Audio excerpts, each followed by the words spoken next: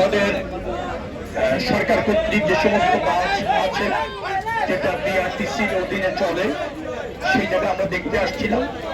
আমরা দেখলাম যে না, নির্দিষ্ট টাইমে বাস ছাড়ছে, ভাড়াও নির্ধারিত হারে নেওয়া হচ্ছে, বাড়তি ভাড়া নেওয়া হচ্ছে না, শিডিউল মেনটেন করে বাসগুলি যাচ্ছে এবং আগামীতেও যাবে। একটা সংখ্যার কথা বলা হয়েছে যে পর্যাপ্ত জ্বালানি পাওয়া যায় কিনা। আগামীকাল থেকে ঈদ যাত্রা সড়ক পথে মূলত চাপ পড়বে এবং সেটা বিবেচনা করে সরকার ইতিমধ্যেই আমি বলেছিলাম যে জ্বালানি সরবরাহ পর্যাপ্ত নিশ্চিত করা হবে পাবলিক পরিবহনে, এবং সেটা আমি মনে করছি যে আগামীকাল থেকেই কার্যকর ইনশাল্লাহ হতে যাচ্ছে। এবং সেটাকে কেন্দ্র করে যাতে কোনো বিশৃঙ্খলা না হয়, ভাড়া বাড়ানো না হয়, অগ্রিম টিকিট যাতে ফেরত দেওয়া না হয়, সে ব্যাপারে আমাদের নির্দেশনা ছিল। আমি যতটুকু সর্বশেষ জেনেছি সেটা কার্যকর হচ্ছে এবং কার্যকর আছে। ভাড়া এখনো পর্যন্ত বাড়িনি, বাড়ার সুযোগও নেই।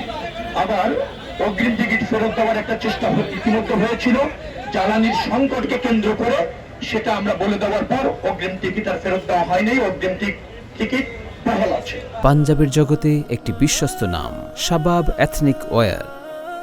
অর্থাৎ সড়ক ব্যবস্থাপনার জন্য পর্যাপ্ত প্রস্তুতি নেওয়া হয়েছে। যদি আপনি জানতে চান সেগুলি বলা যাবে।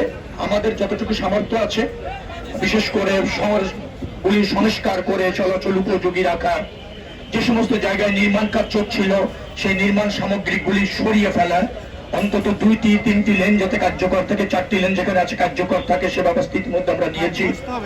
আমরা ধরেন যে সমস্ত পাম্প আছে মহাসড়কে, সেই সমস্ত পাম্প আগামী ঈদের আগে 7 দিন, ঈদের পরে 5 দিন 24 ঘন্টা খোলা থাকবে, সেটাও আমরা নিশ্চিত করেছি।